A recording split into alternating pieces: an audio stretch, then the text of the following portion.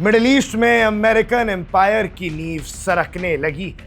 Iran की revolutionary guard corps यानी IRGC की मिसाइल स्ट्राइक्स ने उस जॉर्डन को भी हिला दिया है जिसे वॉशिंगटन का सबसे पक्का और भरोसेमंद पार्टनर माना जाता था। और सबसे बड़ा सवाल, क्या डोनाल्ड ट्रंप की सुपर पावर रणनीति अब गल्फ और अरब देशों में एक बड़ी बगावत को जन्म दे रही है? आज हम मिडिल ईस्ट के उस जियोपॉलिटिक्स पर बात कर रहे हैं जहां ईरान की मिलिट्री कैपेबिलिटी, यूएस की दिखावा वाली ताकत और अरब देशों के भड़कते पब्लिक एंगर ने पूरे इलाके को एक नए मोड़ पर लाकर खड़ा कर दिया है। बीते दिनों में जॉर्डन, ईरान, यूएस और गल्फ देशों के बीच जो घटित हुआ है उसने वॉशिंगटन से लेकर तेल अवीव तक सनसनी फैला दी है। सोशल मीडिया पर दावे किए जा रहे हैं कि जॉर्डन ने यूएस मिलिट्री को अपनी जमीन से बाहर निकालने का आदेश दे दिया है। लेकिन दर्शकों, इस दावे के पीछे की असली जियोपॉलिटिक्स और जमीनी हकीकत क्या है?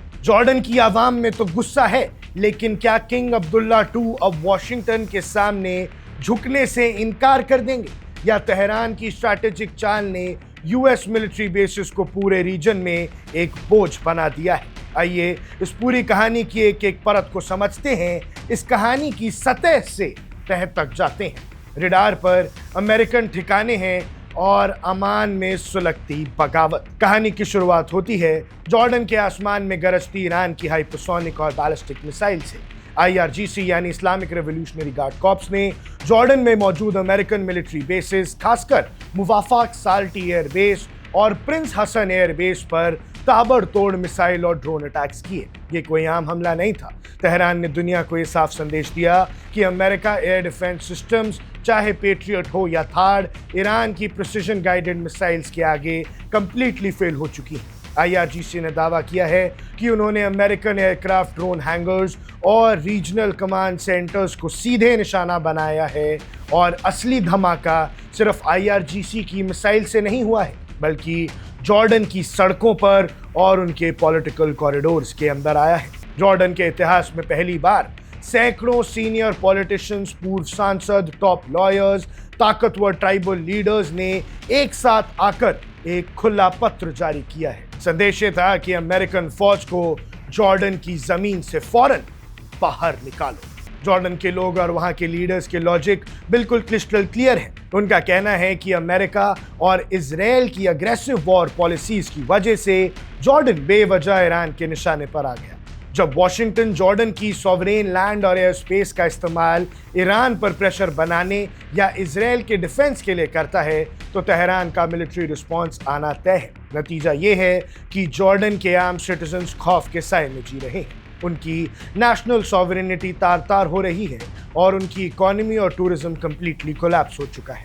अब आते हैं उस सबसे बड़े सवाल पर, क्या जॉर्डन की सरकार ने यूएस ट्रूप्स को सचमुच देश से भगा दिया है? जमीनी सच्चाई सोशल मीडिया के हाइप से थोड़ी अलग है, लेकिन अमेरिकन एम्पायर के लिए खतरनाक तो उतनी ही है। ऑफिशियली तो जॉर्डन की सरकार ने अभी यूएस आर्मी को बाहर निकालने का फॉर्मल ऑर्डर नहीं दिया है। जॉर्डन में आज भी हजारों अमेरिकन सोल्जर्स तैनात हैं और ये देश यूएस सेंट्रल कमांड का एक सबसे जरूरी लॉजिस्टिकल हब माना जाता है। तो फिर बगावत और ट्रूप्स निकलने की खबर क्यों फैली? खबर इसलिए फैली क्योंकि जॉर्डन के रॉयल फैमिली और सरकार के खिलाफ पब्लिक एंगर अब डेंजरस लेवल पर पहुंच चुका है। जॉर्डन के किंग अब्दुल्ला II एक ऐसे धर्म संकट में फंस चुके हैं जहां से निकलना नामुमकिन लग रहा है। एक तरफ वॉशिंगटन है जो जॉर्डन को हर साल बिलियंस ऑफ डॉलर्स की मिलिट्री और इकोनॉमिक एड देता है। जॉर्डन का पूरा एडमिनिस्ट्रेटिव बजट और उनकी मिलिट्री सेटअप इस अमेरिकन डॉलर पर ही टिकी हुई है। यानी दर्शकों, जॉर्डन का चूल्हा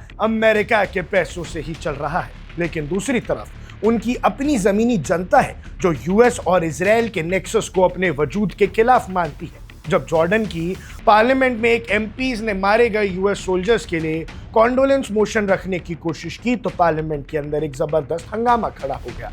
मल्टीपल एमपीज ने चिल्ला चिल्लाकर वॉशिंगटन पर इनोसेंट लोगों के कत्ल का आरोप लगाया और बिल को रद्द कर दिया। यानी जॉर्डन के अंदर अब गुस्सा भर गया है अमेरिका के खिलाफ। एक और बात आपको बता देता हूं, जॉर्डन के अंदर कई लोग पैलेस्टीन ओरिजिन से आते हैं और वो तो भरे बैठे हैं इजराइल और यूएस के खिलाफ गुस्से से। ये इस बात का प्रत्यक्ष प्रमाण है कि जॉर्डन की जमीन पर अमेरिकन मिलिट्री बेसिस अब वहां की लोकल मोनार्की के लिए आत्मघाती बन चुके हैं। अब वहां के राजा को अपनी जनता की सुननी पड़ेगी, वरना जनता राजा से भी खफा हो सकती है। इस जियोपॉलिटिकल गेम का दूसरा सबसे बड़ा चैप्टर है डोनाल्ड ट्रंप का अग्रेसिव रुख और उसके बाद गल्फ देशों में फैला दहशत का माहौल। जॉर्डन में यूएस बेसिस पर हुए IRGC अटैक्स के बाद प्रेसिडेंट डोनाल्ड ट्रंप ने अपने पुराने अंदाज में सख्त बयान दिया।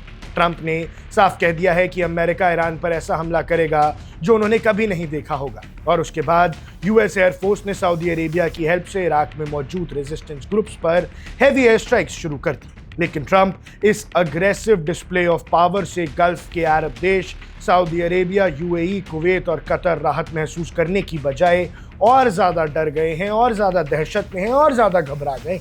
वजह बिल्कुल साफ है। तेहरान ने पहले ही एक रेड लाइन ड्रॉ कर दी थी कि जो भी अरब देश अपनी जमीन या अपनी एयर स्पेस अमेरिकन मिलिट्री को ईरान पर अटैक करने के लिए देगा, IRGC उस देश के ऑयल व्हील्स, रिफाइनरीज, पोर्ट्स और स्ट्रैटेजिक एसेट्स को टारगेट करेगी। ईरान ने यह साबित कर दिया है कि उसकी मिसाइल टेक्नोलॉजी के पास हर अरब देश की एनर्जी इंफ्रास्ट्रक्चर को मिनटों में तबाह करने की क्षमता है।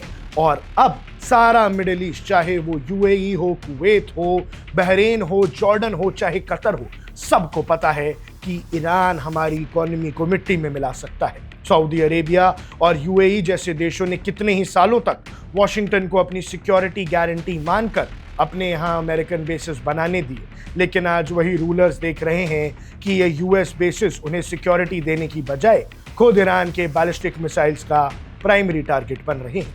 गल्फ मोनार्क्स अपनी $1 ट्रिलियन ऑयल इकोनॉमी को वॉशिंगटन की जंगी जुनून की आग में नहीं झोंकना चाहते।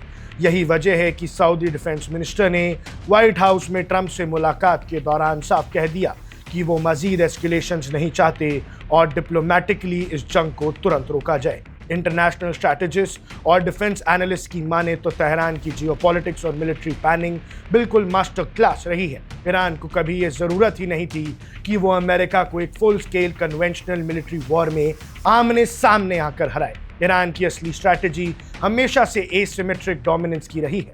गल्फ और अरब देशों के रूलर्स को इतना अशक्त और इनसिक्योर कर दो और उनकी जनता को US हेजोमेनिक पॉलिसीज के खिलाफ इतना संगठित कर दो कि ये अरब सरकारें खुद US फोर्सेस को पैकिंग करने पर मजबूर कर दे, अपने देश से उखाड़ फेंके। और अब जॉर्डन की आवाम ईरान के साथ है। जॉर्डन में आज ठीक वही हो रहा है जो तेहरान के मिलिट्री स्ट्रैटेजिस्ट ने सोचा था। जॉर्डन की पब्लिक को अब लगता है कि उनकी सरकार ने अपने नेशनल प्राइड और सिक्योरिटी को वॉशिंगटन के डॉलर्स के आगे बेच दिया है और उनके मुल्क को किसी और की जंग में धकेल दिया है। जी हां दर्शकों, जॉर्डन का आम नागरिक थोड़ी सेफ है। ईरान कभी भी मिसाइल दाग सकता है, उनके आम बच्चे डरे हुए हैं। अगर जॉर्डन में पब्लिक एजिटेशन और ज्यादा वायलेंट या बड़ा होता है तो किंग अब्दुल्ला के पास सिर्फ 2 ही ऑप्शंस बचेंगे, या तो वो अपनी जनता पर फायरिंग करवा कर अपनी ही गद्दी को खतरे में डाले, या फिर वॉशिंगटन को साफ कह दे कि उनका मिलिट्री डिप्लॉयमेंट अब जॉर्डन में खत्म किया जाए। तो क्या अरब और गल्फ देश वॉशिंगटन से खुलकर बगावत करेंगे? जर्नलिस्टिक लेंस से देखें तो ये कोई अचानक होने वाला मिलिट्री क्लैश नहीं होगा। गल्फ देश वॉशिंगटन के खिलाफ डायरेक्ट वॉर डिक्लेयर नहीं करेंगे, लेकिन वो अमेरिका के यूनिलैटरल डिक्टेट्स को फॉलो करने से इनकार कर रहे हैं। वो US बेसिस के ऑपरेशनल राइट्स पर सेवियर रिस्ट्रिक्शंस लगा रहे हैं। तेहरान के साथ बैक चैनल इंटेलिजेंस और डिप्लोमेटिक कम्युनिकेशंस बढ़ा रहे हैं और चाइना और रशिया के साथ स्ट्रैटेजिक अलायंस को स्ट्रॉन्ग कर रहे हैं ताकि अमेरिका का मोनोपोली कंप्लीटली एंड हो सके। जॉर्डन में जो आग सुलग रही है वो पूरे मिडिल ईस्ट की नई मिलिट्री और डिप्लोमेटिक रियलिटी है। US की सुपर पावर स्टेटस अब सिर्फ व्हाइट हाउस के प्रेस स्टेटमेंट और मीडिया रेटरेट तक लिमिटेड लग रहे हैं, जबकि ज़मीन पर ईरान की प्रिसाइज मिलिट्री कैपेबिलिटी और अरब पॉपुलेशन का एंगर अब US मिलिट्री बेसिस की नीव्स को हिला चुका है। वॉशिंगटन ने अगर इस बदलते हुए ज़मीनी मिजाज को इग्नोर किया तो वो दिन दूर नहीं जब जॉर्डन, सऊदी अरेबिया और UAE जैसे पुराने साथी भी साफ लफ्जों में बोल देंगे कि भैया अमेरिका आप हमारी ज़मीन से भाग जाइए। ऐसे में आपको क्या लगता है, क्या ईरान ने मिडिल ईस्ट में अमेरिकन एम्पायर का डोमिनेंस हमेशा के लिए खत्म कर दिया? अपनी राय कमेंट सेक्शन में जरूर बताइएगा। अब देख रहे हैं वन इंडिया, मैं हूं आकर्ष Kaushik. Subscribe to One India and never miss an update. Download the One India app now.